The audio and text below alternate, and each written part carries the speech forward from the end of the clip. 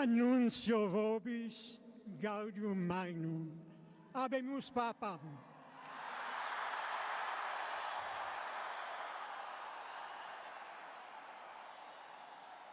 Eminentissimum ac reverentissimum Dominum Georgium Marium, Sancte Romani Ecclesiae Cardinalem Bergoglio.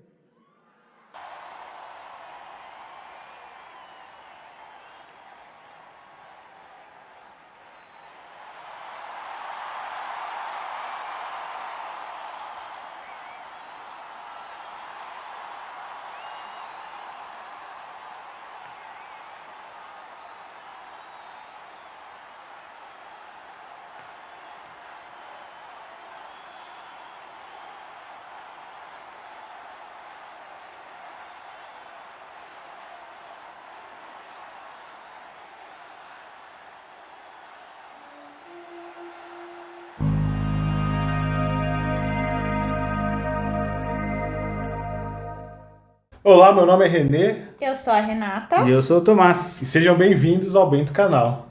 A conversa de hoje aqui é uma homenagem, na verdade, né? Um programa especial. Porque hoje...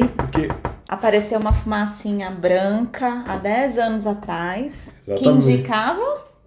que habemos Papa. Então, no dia 13 de março de 2023, o Papa Francisco está completando 10 anos de pontificado.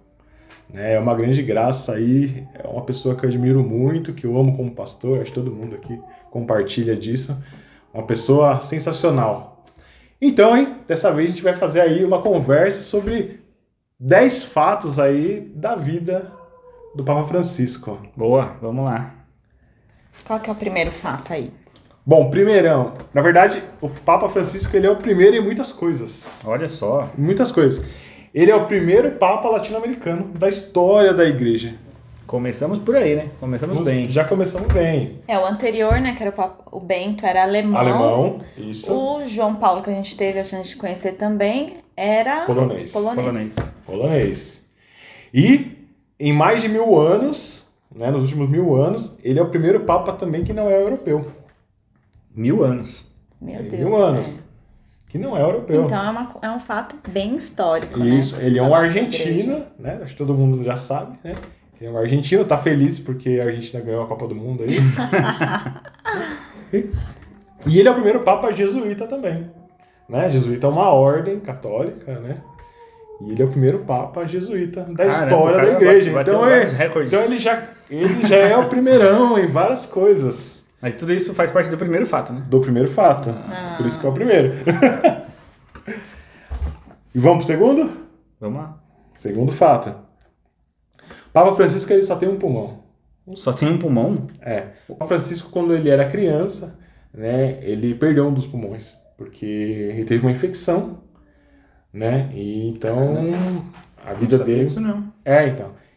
Então ele tem uma certa dificuldade aí de fogo e tudo mais, né? Mas você vê que ele mesmo assim, ele é um cara muito... super ativo. Se a gente né? vê a idade dele e esse um pulmão, a gente olha pra ele e ainda vê ele como uma pessoa super proativa, né? Super bem. Sim. Agora ele tá com problema no joelho, né? Então ele tá mais de cadeira de roda, né? Mas é o que ele falou, né? Ele não governa a igreja com o joelho, ele governa a igreja com a cabeça. Então ele segue a cabeça firme. tá boa. Tá boa, a cabeça tá muito boa. Mas eu ainda acho que ele podia me contratar como professor, o pessoal do Vaticano que estiver assistindo, podia me contratar como professor e a Isabela como fisioterapeuta. Aí, maravilha. O Papa ia ser perfeito. Fechou. Maravilha. E aí, ele se tornou Papa, né? E adivinha qual foi a primeira viagem internacional dele? É o terceiro fato agora. Já. Terceiro? O terceiro fato. A primeira viagem internacional. Brasil? Exatamente, a gente estava lá. Foi a Jornada Mundial da Juventude. 2013, eu tava lá. Eu estava lá, foi muito bom. Eu me recordo, né, que com essa transição de Papa, a gente não sabia, né, se realmente ele viria para o Brasil ou, né, viria algum outro representante do Vaticano. A gente ficou todos nessa curiosidade, nessa expectativa. E eis que ele veio. E foi- Embaixo de chuva, foi... Foi incrível, Foi um foi negócio incrível. absurdo de... Eu me lembro que quando eu De vi maravilhoso. ele, assim, com aquela, né, um semblante de paz, assim, de ternura, Tranquilão, né? de ternura, e a gente naquela multidão, naquela euforia, Sim. foi uma coisa muito emocionante. Foi marcante demais. Nossa, não me arrependo de nada. Não, foi muito E De bom. nada do que a gente passou lá, de dormir na rua, que a gente dormiu na rua, não sei o quê. Mas isso foi maravilhoso. E foi uma maravilhoso. coisa, assim, que também marcou, né, pra gente, porque todos os papas andavam com carro blindado por onde quer que passava. E ele não. Ele recusou o carro blindado Sim. e ele tava ali dando a mão pra todo Sim, mundo, sim. passando assim. E eu lembro que ele passou bem pertinho, assim, da gente. É verdade, a gente tava bem pertinho dele. Foi muito legal, né? Muito legal. Muito. Indo pro quarto fato, vocês sabem por que ele chama Francisco? Como ele escolheu esse nome aí? Por causa do São Francisco, talvez? Aí sim. Mas o que aconteceu lá na... Não sei, não. Eu imaginei isso também, né? Por causa de São Quando Francisco, ele- mas... Então, teve o... Ele foi escolhido como Papa, né? Quando uma pessoa... Quando o bispo é escolhido como Papa, ele escolhe o seu nome, né? E esse nome Francisco tem o dedo de um brasileiro, que é um colega dele, que é Dom Cláudio Umes. Então, quando ele foi escolhido Papa, ele teve uma conversa com o Cláudio Umes, aí Dom Cláudio Umes disse pra ele, né? Não se esqueça dos pobres. Nossa. E aí, Caramba. e aí assim, essa frase influenciou ele a lembrar de São Francisco. São Francisco é um santo, né, muito famoso, né, pelo trabalho com os pobres, né? A questão da pobreza, né? Sim, sim. E aí ele escolheu. Então ele é o primeiro papa com esse nome. Não teve nenhum papa antes dele que se chamasse Francisco. Então Olha, tem mais, é mais uma questão de coisa exclusiva, única, né? Isso, mas mais uma coisa que ele é o primeiro, exatamente. Caramba, escolheu Mais Francisco. uma coisa que ele é o primeiro. E teve influência do De um brasileiro. Muito Ah, bom. Argentina e Brasil aí. Tá vendo? Se juntando aí, ó. Tá vendo? É alguma coisa. E por falar Argentina e Brasil, tem outra coisa também que une muito Argentina e Brasil, que é o nosso quinto fato. Papa Francisco, ele adora futebol. Torcedor do São Lourenço. É isso que eu ia falar. Eu lembrava de que ele tinha o time que ele torce, ele até divulgou. Ele falou. Sim, o time dele é São Lourenço, é um time argentino, né? Então ele gosta muito de futebol. Teve até recentemente aí um encontro dele com o Ronaldinho Gaúcho. O Ronaldinho Gaúcho é aleatório, né? Ele aparece em todos os cantos do mundo. Ele é demais. Ele é o bruxo. Então, e o Papa Francisco gosta muito de futebol, né? Então ele realmente tá muito feliz aí com a Copa do Mundo. Caramba, né? No pontificado dele, a Pois é. Argentina vai lá e ganha a Copa do Mundo. Pois é. Eu lembro que na Copa anterior, né? Na Copa anterior teve um jogo, acho que Argentina e Alemanha, né? E o pessoal falava, ele tá lá com o Bento XVI assistindo o jogo, pra ver quem vai ganhar. É verdade, é Pra ver quem verdade. vai ganhar. Né? Então. Agora vamos começar a falar de outros fatos, de coisas que ele fez aí já no pontificado, né? Saindo um pouco da pessoa, Uhum. né, do Papa Francisco e nas coisas que ele fez. Né? Uma coisa que ele fez, né, para a igreja aí, que foi uma novidade, ele instituiu um ministério do catequista. E, Né? não, Todos nós aqui somos ou fomos catequistas em algum momento. e não era o ministério? Não um ministério instituído. Ah, Né? A gente sempre diz que o catequista ele tem a vocação de catequista, né? Nos ritos mais antigos, assim, colocavam às vezes o catequista junto com os leitores, o ministério dos leitores, né? Mas um ministério exclusivo para catequista, leigo, Foi ele que colocou. surge agora. Porque, e ele tem razão, né? Ele entende que é uma vocação da igreja, é uma missão da igreja, né? A catequese, evangelizar, e que sempre existiu. Né? Então faz sentido que isso se torne um ministério, né? Como diversos ministérios que a gente tem na igreja aí, leigos, né? Ministro da Eucaristia, legal, interessante. né? E isso vai influenciar diretamente assim nas paróquias? Como que vai ser quando o Papa institui algo que já acontece, né? Mas institui como ministério, isso causa alguma mudança nas... Isso é muito novo, assim, na verdade, né? Então as paróquias do mundo, né? As dioceses estão se organizando, né? Porque uma vez que se torna ministério, aí você tem que organizar a formação, né? A igreja não sai distribuindo, né, o ministério aleatório, né? Entendi. Então os párocos, os bispos têm que conversar com as pessoas, formar essas pessoas. Então vai ser mais organizado, vamos Exatamente, pensar assim, aí a estrutura. você cria uma organização em volta disso. Né? que Então a legal. gente aqui no Brasil também está se organizando, né, para que os catequistas recebam aí esse ministério. Bacana, muito Né? legal. Mas Muito isso já é o primeiro indício assim, dessa pastoralidade do Papa Francisco. Acho que isso que ele traz de muito legal. nessa questão da igreja ir até o povo. Então, o que é catequese? A catequese é você levar, né, a palavra de Deus, a pessoa de Cristo, às Ele pessoas. sempre fala, né, da igreja em saída, né? Exatamente, exatamente. A igreja em saída. O Papa Francisco ele traz muito essa ideia de que a igreja ela é missionária, né? Que a igreja não é, ela tem que funcionar mais como um hospital de batalha. Não sei se vocês sabem o que é hospital de batalha, né? Para quem não entendeu, assim, pensa numa guerra, né? Quando vocês veem aqueles filmes de guerra, tem aquele hospitalzinho que cuida dos feridos, né? Porque a igreja se machuca, né? Então a igreja tem que ir para fora, né? A gente nesse processo de ir para fora, a gente se machuca. Mas é importante que a gente passe por isso, né? Porque a igreja tem que ir Porque até é assim o mundo. que vai levar, né? Deus Isso. até o mundo. Exatamente. Então é muito legal. Interessante. E aí, nesse pontificado, né, indo para o 7º item, ele escreveu 3 coisas muito legais. 3 encíclicas. O que são encíclicas, para quem não sabe? Encíclicas são cartas do Papa, que ele escolhe um assunto relacionado à fé ou à vida do cristão, né? E ele dá as orientações de como a gente tem que se portar, como a gente Diante daquelas situações. Então ele escreveu 3. Ele escreveu a Fratelli Tutti, tá? É tudo em italiano, gente. Eu não sei falar italiano, então eu vou falar aqui em português. Se você falar italiano, me perdoe. Tá? Deve ser igual quebrar macarrão para italiano. Então ele fez a Fratelli Tutti, né? Que era o quê? Falar sobre a relação dos seres humanos como irmãos. Então, novamente, né? Aquela ideia da igreja em saída, né? Então, a fraternidade entre as pessoas do mundo inteiro, né? E ele traz isso, não só entre os cristãos, inclusive. É isso que eu ia falar, né? É isso que eu acho muito legal Não só da entre parte do Papa Francisco. Você tem que reconhecer o Cristo no seu irmão. Não importa quem seja o seu irmão. Seja ele quem for. Então, essa encíclica é muito legal, é muito bonita, assim. Quem puder ler, leia. Na sequência, ele fez a Laudato Si, que é a mais famosa dele. Como que chama? Laudato Si, que fala sobre casa comum, que é a encíclica mais voltada ao meio ambiente, a relação do homem com o meio ambiente, que é algo inédito, ele é muito esperado, né? E essa deu muito o que falar na época, porque acho que foi das encíclicas dele foi a que mais teve repercussão, né? Então ele traz muito essa questão do meio ambiente, que a gente tem responsabilidade sobre isso, é uma criação de Deus, né? E que a gente, e o mais legal assim, é uma casa comum, a gente faz parte do meio ambiente.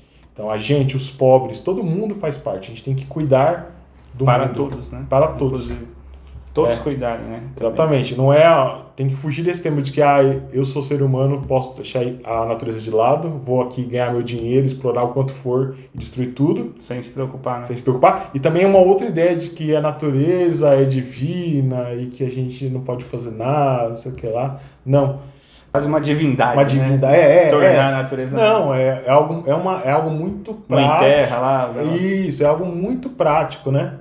Assim, a natureza existe, temos responsabilidade com ela, né? E fazemos parte dela. Então a gente tem que cuidar deste mundo. E cuidar desse mundo é cuidar da natureza, cuidar das pessoas que passam necessidade, né?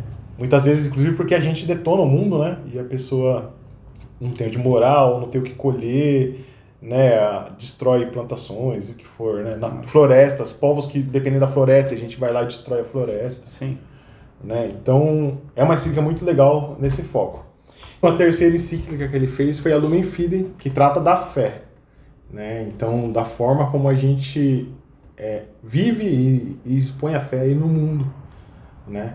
E é legal, novamente, sempre nessa pegada do Papa do quê? De pastoralidade, de que eu sou um cristão no mundo e que vive a minha fé com alegria. E neste mundo, né? Neste mundo eu preciso fazer as práticas. E mesmo com as dificuldades, né? Porque viver a fé não é fácil, não é falar tenho fé e é super fácil viver isso, né? Dificuldades e diferenças, né? Porque você vai encontrar povos de tudo que são crenças também. Sim, não só povos, seu vizinho já não pensa igual você. As pessoas de diversas crenças, mas pensando grande, né? No macro, né? São países, culturas, sim, enfim, um monte de coisa. Mas todos eles, e aí eu acho legal o negócio do raciocínio dele, de sempre fazer você enxergar no outro seu irmão, independente de quem ele seja. Então, nas 3 encíclicas a gente vê isso, né? Porque você tem que pensar, de fato, lá é mais específico, na questão de como viver fraternalmente, depois na casa comum, mas continuando a pensar aqui, ó, comum, então é de todo mundo e tudo mais, então é sempre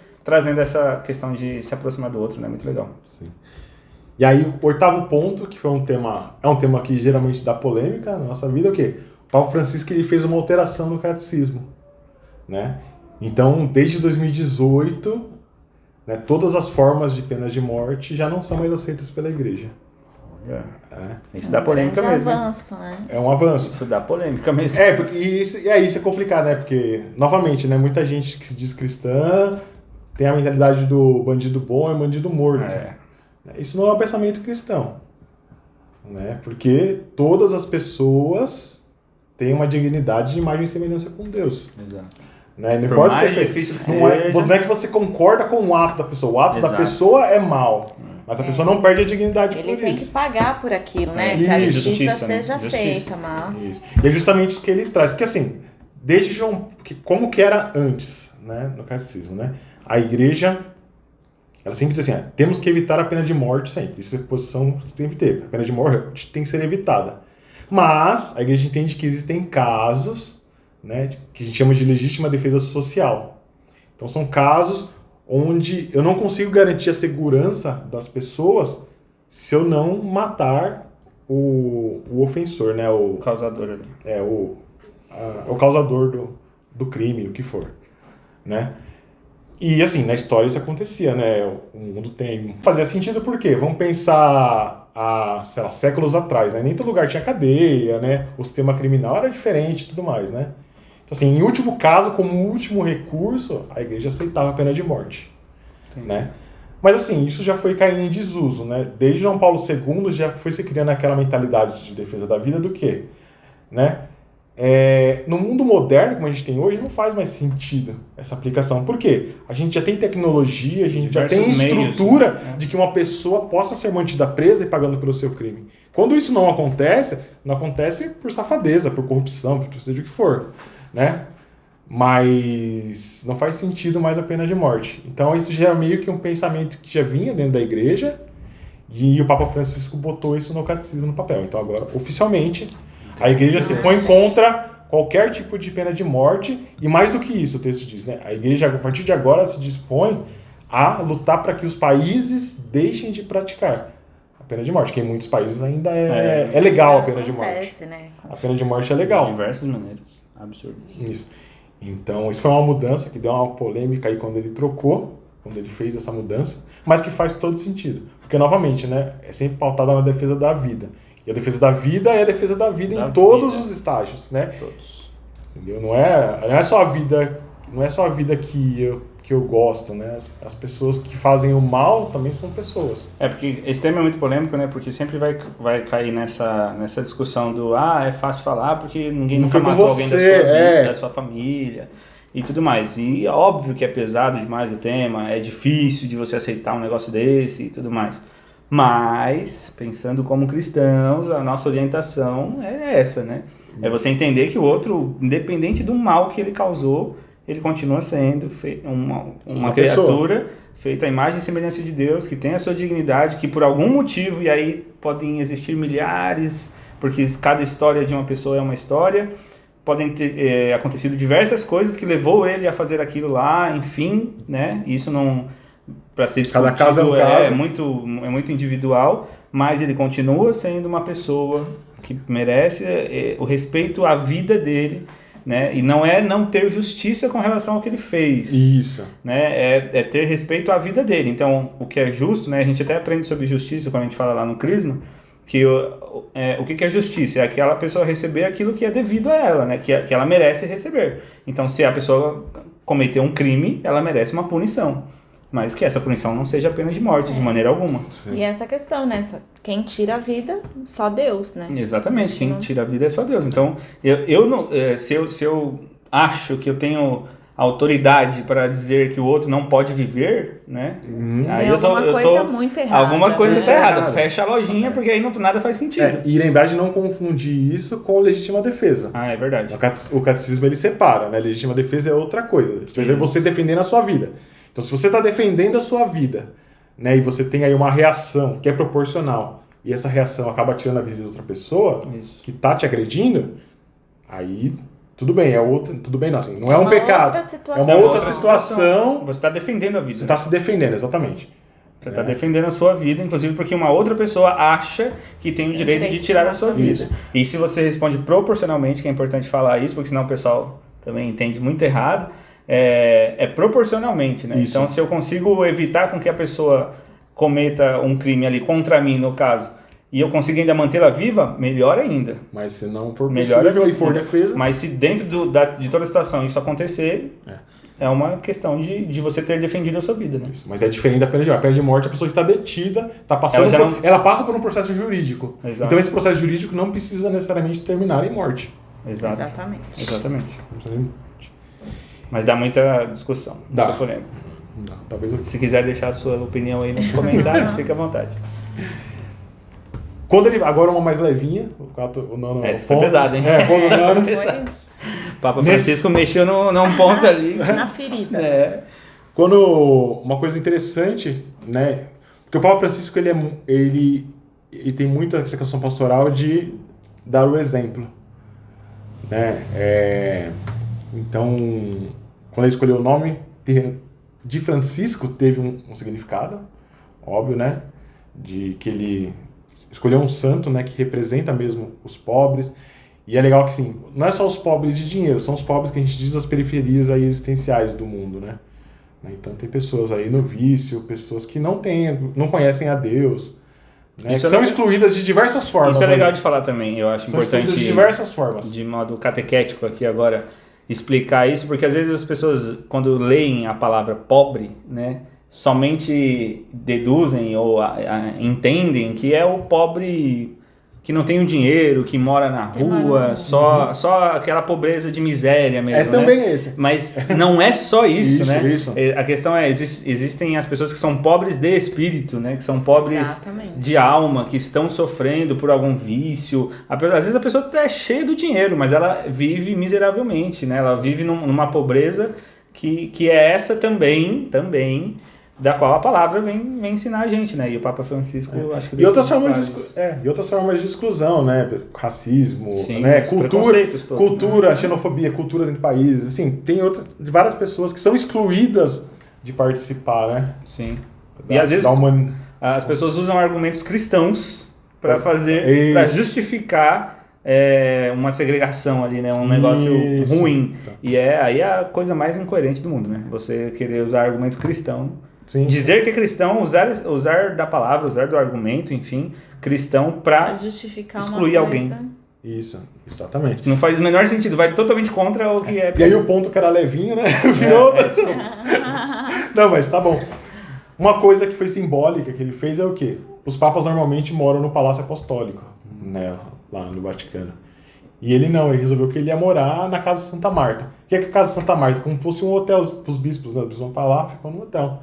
Então, quando ele foi eleito Papa, ele já estava lá, hospedado. E lá ele ficou. Aí ficou. Mandou botar o nome dele lá na porta. Já tem meu quartinho aqui. Já estava pronto. Não preciso disso, não. Já estava pronto. E isso tá muito da história dele, né? Porque mesmo na Argentina ele já vivia assim. Ele tinha um apartamentinho lá que ele cozinhava para ele mesmo. Tem gente que acha que é mídia, né? Às vezes. Não, mas não é. Começa a falar, ele tá fazendo isso.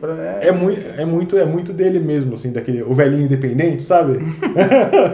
É muito legal, né? É muito legal. Muito legal. Então, ele trouxe isso, assim, o jeitão latino-americano, né, também, né, da gente de viver.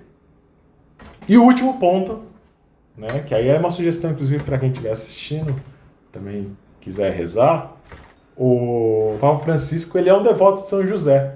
E ele popularizou uma devoção interessante, que é de São José dormindo. Tá ali, ó. Vou aproximar aqui, que eu acho que vai ficar melhor para ver aí, talvez. Não sei, né? A gente só vai saber no produto final, depois da edição. Mas é uma imagem de São José dormindo, deitadinho. Pra quem não sabe, aqui. é um trecho da Bíblia onde ele dorme e ele sonha, né?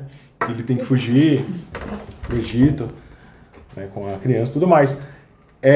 O Papa Francisco tem uma devoção muito forte por São José. Dormindo. Representado nessa imagem dormindo, né? Entendi. Né? Ele escreveu um documento muito bonito, né, que é o Patris Corde, que ele justamente dá essa intenção aí, trata de José como pai. né? E ele traz nessa carta muitas vezes a relação do São José com os pais mesmo dos dias de hoje. A figura do pai. A figura do pai, a relação do pai com o filho, né? Então, é muito bonito. Eu recomendo, para você que é pai, para você que pretende ser, que aí que tá noivo, vai casar, já casou, sei lá, que leia esse documento, né? Porque é muito legal a figura de São José como um modelo de pai. E o Papa Francisco também incentiva aí essa devoção, né? Não que ele chegue falando assim, vamos lá rezar para São José. Mas isso é meio óbvio para a igreja, né? São José é o patrono da igreja, né? Então, rezar para São José é especial. Ele só reforçou, né? Ele reforça essa devoção, exatamente. Ele reforça essa devoção a São José. Muito legal. Né? Então, para quem está assistindo o vídeo aí, né, também coloque aí São José como intercessor nas suas orações, que você só tem a ganhar. Né? E é uma devoção muito bonita. E essa imagem, né, se popularizou, porque antes você não encontrava São José dormindo. Depois do Papa Francisco. Depois do Papa Francisco, agora você encontra, né, São José dormindo. Você vai lá naquelas lojinhas lá de Aparecida, tem de São tudo José que é tamanho São José dormindo. É verdade. E a ideia é que a gente escreva, né, os nossos pedidos, as nossas orações e coloque debaixo da imagem de São José dormindo, porque da mesma maneira que o anjo apareceu para São José e orientou ele, na nossa vida também, para os nossos problemas, para os nossos pedidos, para as nossas orações, né? Deus também vai interceder. Isso aí. É isso. Então, com isso a gente passou aí pelos 10 fatos aí sobre o Papa Francisco, né? Então, que a gente, como cristão, sempre reze pelo Papa, né? Quando ele se tornou Papa, a primeira coisa que ele falou foi, rezem por mim. E isso é muito importante, a gente tem que rezar por ele, porque é ele que guia a nossa igreja. Né? E ele é uma pessoa que precisa de força, assim como todos nós, né? É muita coragem, né? Você estar à frente como um papa, né? Porque, você vai lidar com tudo, o mundo inteiro, você é representante da instituição inteira. Né? É um negócio muito... a gente precisa rezar pelo papa, por todos os sacerdotes, né? Sim. Acho que é importante falar também. E esses foram os 10 fatos do Papa Francisco. Deixamos aí o nosso apreço, os nossos parabéns para ele. Eu sei que ele vai assistir esse vídeo aqui. E as nossas orações. Né? Que Deus abençoe o Santo Padre. Amém. E ficamos por aqui. Né? E até a próxima no Bento Canal. Tchau. Até a próxima.